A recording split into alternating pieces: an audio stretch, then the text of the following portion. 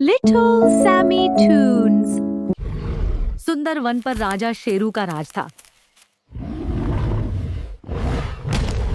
सुंदर वन एक हरा भरा और खुशहाल जंगल था, जहाँ सभी जानवर आपस में मिलजुल कर रहते थे। शेर, हाथी, खरगोश, हिरण और तोता सभी एक दूसरे के अच्छे दोस्त थे। वे मिलकर खेलते, खाते और त्योहार भी साथ मनाते। जंगल में कोई झगड़ा नहीं होता था, क्योंकि हर जानवर एक दूसरे की मदद करता और सब मिलकर मस्ती करते थे। Hopping, skipping, singing our happy song. Jungle friends, dancing all day long. Hopping, skipping, singing our happy song. Jungle friends, dancing all day long. Hopping, skipping, singing our happy song. Jungle friends, dancing all day long. Hopping, skipping, singing our happy song. Shake, shake, thump, thump. Flip, flip. एक दिन सुंदर one में एक सियार साधु के भेष में आया।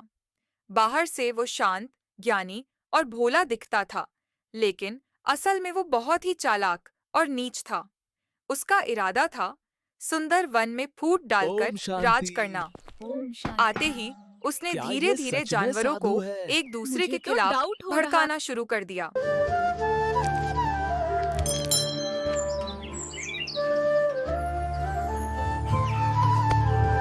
हे भोले प्राणियों, क्या तुम सच में खुश हो? क्या तुमने कभी सोचा है कौन इस जंगल में हमेशा से राजा बना बैठा है?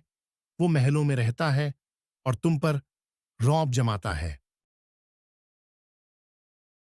हम तो मिलजुल कर सब कुछ बांटते हैं, लेकिन आप कौन हैं?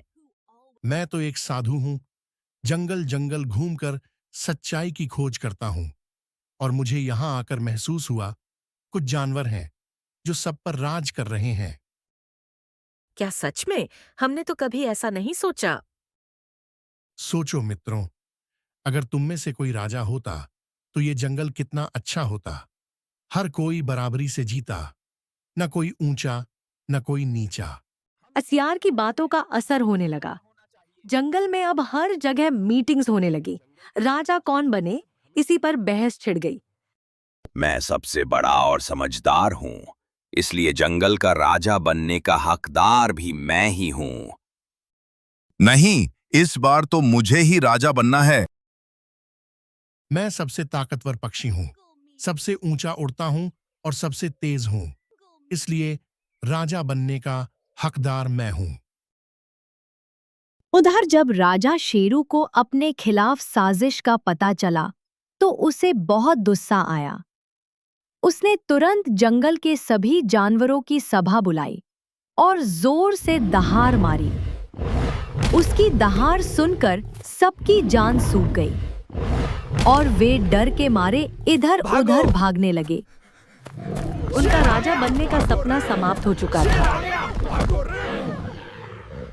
शाम के समय जंगल के सबसे समझदार जानवर इकट्ठा हुए। अब बहुत हो चुका था।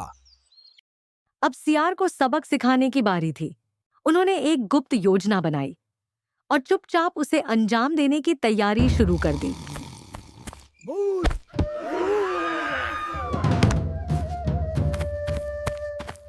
सियार सुंदर वन छोड़ चुका था। सुंदर वन में फिर से वह खुशी और मस्ती लौट आई थी।